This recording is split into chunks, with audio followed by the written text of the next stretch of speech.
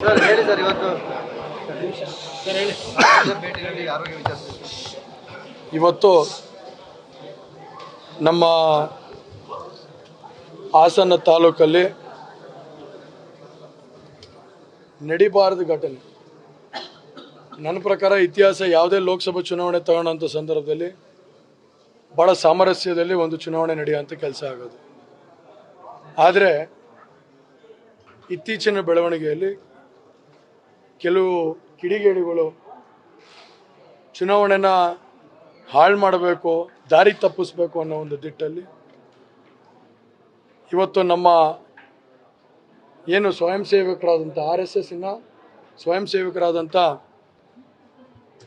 ಐಡೆಂಟ್ ವಿಜಯಣ್ಣವ್ರ ಮೇಲೆ ನಮ್ಮ BJP ಪಕ್ಷದ ಕಟ್ಟಾಳಿನ ಒಬ್ಬ ಪಕ್ಷದ ನಿಷ್ಠಾವಂತಿಕೆ ಜವಾಬ್ದಾರಿಯಲ್ಲಿರುವಂಥ ಒಬ್ಬ ಕಾರ್ಯಕರ್ತನ ಮೇಲೆ ಇವತ್ತು ಕೆಲವು ಕಿಡಿಗೇಡಿಗಳು ಒಂದು ಬೆಳಗ್ಗೆ ಸುಮಾರು ಒಂದು 50ರಿಂದ 60 ಜನ ಸುಮಾರು 12 ಗಂಟೆ ಸಂದರ್ಭದಲ್ಲಿ ಇವತ್ತು ಅವರ ಅಂಗಡಿ ಒಳಗಡೆ ಕೂಳ್ತಿದ್ದಂಥ ಸಂದರ್ಭದಲ್ಲಿ ಅವರ ಇವತ್ತವರೆಗೂ ಯಾರ ತಂಟೆಗೂ ಹೋಗಿರಲಿಲ್ಲ. ಪಾಪ ಭಾಳ ಸಜ್ಜನತೆಯಲ್ಲಿ ಭಾಳ ಎಲ್ಲರನ್ನೂ ವಿಶ್ವಾಸದಲ್ಲಿ ಇಟ್ಕೊಂಡಿದ್ದಂಥ ವ್ಯಕ್ತಿತ್ವ ಅವ್ರದ್ದು. ಅಂಥ ವ್ಯಕ್ತಿಗೆ ಹೋಗಿ ಅಂಗಡಿ ಒಳಗಡೆ ನುಗ್ಗಿ ಗ್ಲಾಸ್ ಪೀಸ್ನೆಲ್ಲ ಚೂರು ಚೂರು ಮಾಡಿ ಪುಡಿ ಪುಡಿ ಮಾಡಿ ಇವತ್ತು ನರೇಂದ್ರ ಮೋದಿ ಅವರ ಫೋಟೋನು ಕೂಡ ಬೀಳಿಸಿ, ಭಾರತ್ ಮಾತದ ಫೋಟೋನು ಕೂಡ ಬೀಳಿಸಿ ಗ್ಲಾಸ್ ಎಲ್ಲ ಒಡೆದಾಕಿ ಇವತ್ತು ಅವ್ರ ಮೇಲೂ ಕೂಡ ವಿವಿಧ ಐಟಮ್ಗಳನ್ನ ಹಿಡ್ಕೊಂಡು ಹಲ್ಲೆ ಮಾಡೋ ಅಂಥ ಕೆಲಸನ ಇವತ್ತು ಮಾಡಿದ್ದಾರೆ.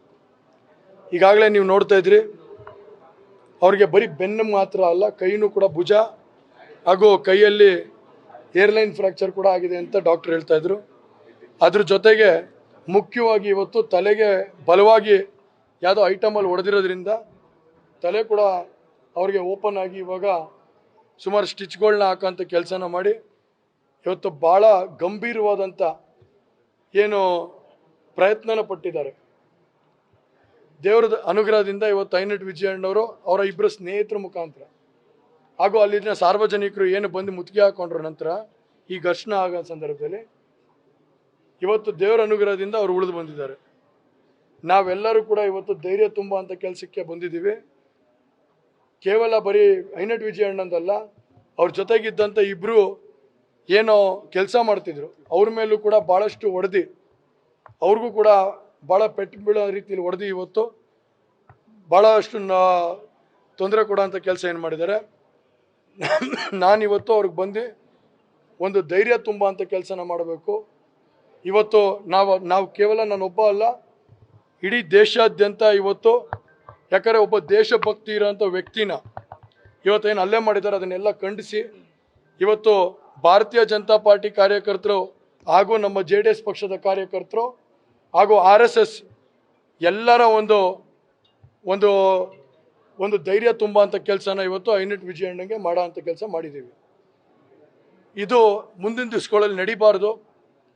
ಈ ಕ್ರಮ ನಾವು ದಯವಿಟ್ಟು ನಾನು ಪೊಲೀಸ್ ಅವರಿಗೆ ಮಾಧ್ಯಮ ಮಿತ್ರರ ಮುಖಾಂತರ, ಯಾಕಂದರೆ ಇದನ್ನು ಹಲವಾರು ಸರಿ ನಾನು ಹೇಳಿದ್ದೆ ಪೊಲೀಸ್ ಅವರಿಗೆ, ಈ ಘಟನೆ ಮಾಡೋದಕ್ಕೆ ಕೆಲವರು ಓಡಾಡ್ತಿದ್ದಾರೆ, ಕೆಲವ್ರನ್ನ ಟಾರ್ಗೆಟ್ ಮಾಡ್ಕೊಂಡು ಮಾಡೋ ಅಂಥ ಕೆಲಸನ ಮಾಡ್ತಿದ್ದಾರೆ, ದಯವಿಟ್ಟು ಅವ್ರಿಗೆ ರಕ್ಷಣೆ ಕೊಡಿ ಅಂತ.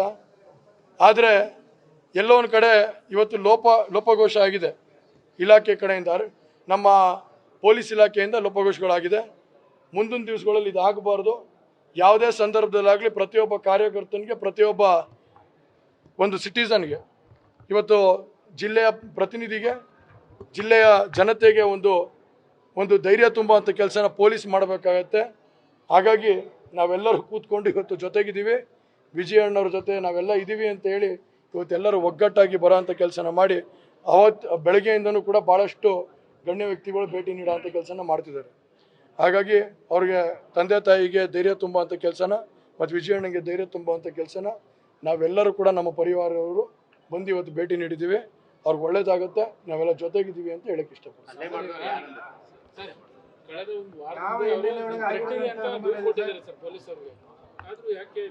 ಅದೇ ನಾನು ಹೇಳ್ತಾ ಇಲ್ವಾ, ಪೊಲೀಸವರು ಆ ನಿರ್ಲಕ್ಷ್ಯತೆನೇ ಮಾಡಕ್ಕೆ ಹೋಗಬಾರ್ದು.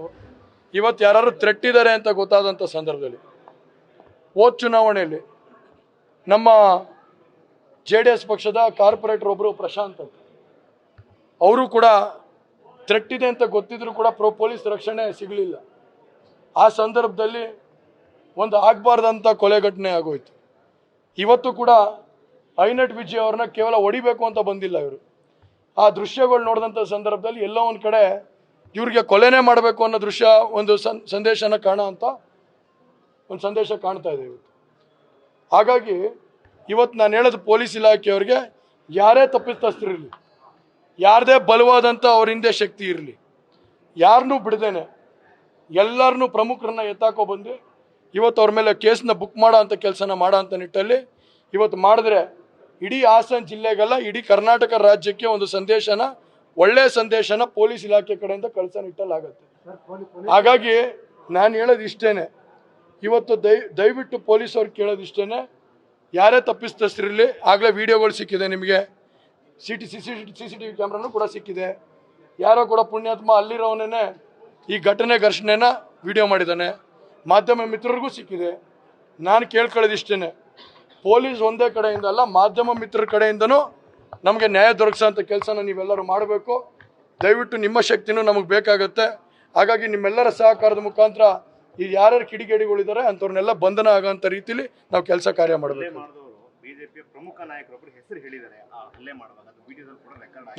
ನನಗೆ ಗೊತ್ತಿಲ್ಲ, ನನಗೆ ಅದು ಯಾರು ಮಾಡಿದ್ದಾರೆ ಅನ್ನೋದು ಗೊತ್ತಿಲ್ಲ. ಆದರೆ ಯಾರೇ ಇರಲಿ ತಪ್ಪಿದ್ರೆ ತಪ್ಪೇನೆ. ಹಾಗಾಗಿ ನಾನು ಇವರು ಅವರು ಅಂತ ನನಗೆ ಹೆಸರು ಗೊತ್ತಿಲ್ಲ. ಯಾಕಂದರೆ ನಾನು CT ರವಿ ಅಣ್ಣವ್ರ ಜೊತೆ 4 ಕಾರ್ಯಕ್ರಮ ಮುಗಿಸಿ ನಂತರ ಕಡೂರ್ಗೆ ಹೋಗ್ಬೇಕಾಗಿತ್ತು. ಆದರೆ ಹಳೇಬೀಡ್ಗೆ ಹೋಗಿ ಕಡೂರ್ಗೆ ಹೋಗ್ಬೇಕಾಗಿತ್ತು. ಆದರೆ ದಿಢೀರಂಥ ವಿಚಾರ ಗೊತ್ತಾದ ಸಂದರ್ಭದಲ್ಲಿ ನಾನು ವಾಪಸ್ ಹಿಂದೆ ಬಂದು ಅದನ್ನ ಪ್ರೋಗ್ರಾಮ್ನ CT ರವಿ ಅಣ್ಣವ್ರಿಗೆ ಕಂಟಿನ್ಯೂ ಮಾಡಿ ಅಂತ ಹೇಳಿ ರಿಕ್ವೆಸ್ಟ್ ಮಾಡಿಕೊಂಡು ಇಲ್ಲಿಗೆ ಬಂದು, ಯಾಕಂದರೆ ಪ್ರತಿಯೊಬ್ಬ ಕಾರ್ಯಕರ್ತನ ಇವತ್ತು ಜೀವದ ಬೆಲೆ ನನಗೆ ಗೊತ್ತಿದೆ.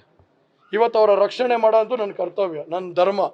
ಹಾಗಾಗಿ ಇವತ್ತು ಯಾರಿಗೋ ಒಬ್ರಿಗೆ ನೋವಾಗಿದೆ ಅಂದರೆ ನಾನು ಬಂದು ಅವರ ಕಣ್ಣೀರು ಒರೆಸೋವಂಥದ್ದು, ಈ ಸಂದರ್ಭದಲ್ಲಿ ಬಂದು ಧೈರ್ಯ ತುಂಬೋದು ನನ್ನ ಕರ್ತವ್ಯ ಆಗಿರೋದ್ರಿಂದ ಇವತ್ತು ಆ ಕಾರ್ಯಕ್ರಮನ ಬಿಟ್ಟು ಇಲ್ಲಿ ಬಂದಿದ್ದೀನಿ. ಯಾರೇ ಕಾರ್ಯಕರ್ತರಿರಲಿ, ನಾವು ಜವಾಬ್ದಾರಿ ತಗೋತೀವಿ, ಅವ್ರ ಜೊತೆಗೆ ನಿಲ್ತೀವಿ. ಮುಂದಿನ ದಿವಸಗಳಲ್ಲಿ ಅವ್ರ ಪರ ನಿಲ್ಲ ಅಂತ ಕೆಲಸ ಮಾಡ್ತೀವಿ. ನಾನು ಆಗಲೇ SP ಅವ್ರಿಗೆ ಮಾತಾಡಿದ್ದೀನಿ. ನಾನು ಆಗಲೇ SP ಅವ್ರ ಹತ್ರ ಮಾತಾಡಿದ್ದೀನಿ. ಯಾವುದೋ ಸಣ್ಣ ಪುಟ್ಟ ಕೇಸ್ಗಳನ್ನ ಹಾಕಬೇಕು ಅಂತ ಕೆಲವು ಪೊಲೀಸವರು ಇನ್ವಾಲ್ವ್ಮೆಂಟ್ ಇದೆ. ನಾನು ನೇರವಾಗಿ ಹೇಳ್ತೀನಿ ನನ್ನ ಮಾಧ್ಯಮದವ್ರಿಗೆ, ಈ ಥರ ಏನಾರು ಈ ಸಂದರ್ಭದಲ್ಲಿ ಹಲವಾರು ಕೇಸ್ಗಳಿದ್ದಾವೆ. ಆ ಸ್ಟೇಷನ್ನು ಹೇಳಬಲ್ಲೆ. ನಾನು ಇವತ್ತು ಸರ್ಕಲ್ ಇನ್ಸ್ಪೆಕ್ಟರ್ ಹೆಸರು ಹೇಳ್ತೀನಿ. ಸ್ವಾಮಿನಾಥನ್ ಅವರು ಏನಾದ್ರು ಇದರಲ್ಲಿ ಬುದ್ಧಿ ಕಲೀಲಿಲ್ಲ ಅಂದರೆ, ಈ ಸಂದರ್ಭದಲ್ಲಿ ಏನಾದ್ರು ನ್ಯಾಯ ದೊರಕಿಸ್ಲಿಲ್ಲ ಅಂದರೆ, ನಾಳೆ ಉಗ್ರವಾದಂಥ ಹೋರಾಟ, ಉಗ್ರವಾದಂಥ ಪ್ರತಿಭಟನೆನ ಆ ಸ್ಟೇಷನ್ ಮುಂದೆ ಇಟ್ಕೋಬೇಕಾಗುತ್ತೆ. ನಾನು ನೇರವಾಗಿ ಹೇಳ್ತಾ ಇದ್ದೀನಿ, ಇದು ಅಟೆಂಪ್ಟ್ ಟು ಮರ್ಡರ್ ಕೇಸ್. ಇದು ದಯವಿಟ್ಟು ನ್ಯಾಯ ಕೊಡಿಸೋದಾದರೆ ಅಟೆಂಪ್ಟ್ ಮರ್ಡರ್ ಕೇಸ್ನ ಬುಕ್ ಮಾಡೋ ಅಂಥ ಕೆಲಸ ಮಾಡಬೇಕು. ಏನು ಐಟಮ್ಗಳನ್ನ ತಗೊಬಂದು ಸಾಮಾನುಗಳಲ್ಲಿ ಹೊಡೆಯೋಂಥ ಕೆಲಸಗಳನ್ನ ಮಾಡಿದ್ದಾರೆ. ಇದಕ್ಕೆಲ್ಲ ನ್ಯಾಯ ಸಿಗಬೇಕು ಅಂದರೆ ಇವತ್ತು ತಲೆಗೆ ಬಲವಾದಂಥ ಏಟು ಬಿದ್ದಿದೆ. ಅಪ್ಪಿತಪ್ಪಿ ಇನ್ನೊಂದು 2 ಏಟು ಹೊಡೆದಿದ್ದರೆ ಪಾಪ ಏನಾಗ್ತಿತ್ತೋ ನನಗೆ ಗೊತ್ತಿಲ್ಲ. ಇಂಥ ಸಂದರ್ಭದಲ್ಲಿ ನಾಳೆ ಏನಾದ್ರು ಕೇಸ್ ಅವರು 307 ಮಾಡಿ ಇದರಲ್ಲಿ ಆ್ಯಕ್ಷನ್ ತಗೊಂಡು ಇವತ್ತೇನಾದ್ರು ಅವ್ರನ್ನ ಬಂಧನ ಮಾಡಲಿಲ್ಲ ಅಂದರೆ, ಕೇವಲ ಬರೀ 3 ಜನ ಅಲ್ಲ, ಇದರಲ್ಲಿ ಇನ್ನೂ ಒಂದು 4-5 ಜನ ಇದ್ದಾರೆ. ಸುಮೋಟೋ ಕೇಸ್ ಏನು ಬೇಡ, ನಮ್ಮ ಪಕ್ಷದಿಂದ ಆಗಿರ್ಬೋದು, BJP ಪಕ್ಷದಿಂದ ಆಗಿರ್ಬೋದು, ಇವತ್ತು ನಾವೇ ಕೇಸ್ ಕೊಡೋ ಅಂಥ ಕೆಲಸ ಮಾಡ್ತೀವಿ. ಅದೇನು ನಮಗೇನು ಭಯ ಇಲ್ಲ. ಯಾರೇ ಒಂದು ಕೇಸ್ ಕೊಟ್ಟಂಥ ಸಂದರ್ಭದಲ್ಲಿ ನ್ಯಾಯ ದೊರಕಿಸೋ ಅಂಥ ಕೆಲಸನ ಪೊಲೀಸ್ ಇಲಾಖೆಯವರು ನ್ಯಾಯ ಕೊಡಬೇಕು. ಆ ನ್ಯಾಯ ಕೊಡೋಂಥ ಕೆಲಸನ ಮಾಡಬೇಕು ಅಂತ ನನ್ನ ಮಾಧ್ಯಮ ಮಿತ್ರರ ಮುಖಾಂತರ ಕೇಳ್ತೀನಿ. ನನಗೆ ಆ ವಿಡಿಯೋ ನೋಡಿಲ್ಲ ಸರ್, ನಾನು ಅದೇನು ಚರ್ಚೆ ನೋಡಿಲ್ಲ. ನಾನು ವಿಜಯಣ್ಣ ಹತ್ರ ಮಾತಾಡ್ಬೇಕಾದ್ರೆ ನೀವೇ ಇದ್ರಿ. ನಾನು ಮಾತಾಡಬೇಕಾದ್ರೆ ಅವ್ರ ಕುಟುಂಬಕ್ಕೆ ಅವ್ರಿಗೆ ಧೈರ್ಯ ತುಂಬುವಂಥ ಕೆಲಸನ ಮಾಡಿದ್ದೀನಿ. ನನಗೆಲ್ಲೂ ಕೂಡ ಪ್ರಸ್ತಾವನೆ ಮಾಡಿಲ್ಲ. ಯಾವೆಲ್ಲ ನನಗೆ ಗೊತ್ತಿಲ್ಲ, ವಿಚಾರ ಏನಿದೆ, ಏನು ನಡೆದಿದೆ ಅಂತ ಗೊತ್ತಿಲ್ಲ. ಆದರೆ ಯಾರೇ ತಪ್ಪಿಸ್ತಿರಲಿ, ಯಾರೇ ತಪ್ಪು ಮಾಡಿರಲಿ, ಅದಕ್ಕೆ ಉಪ್ಪು ತಿಂದ ಮೇಲೆ ನೀರು ಕುಡಿಲೇಬೇಕು. Thank you sir. News first, ನಿರ್ಭೀತಿಯಿಂದ ನಿಮ್ಮ ಪರವಾಗಿ.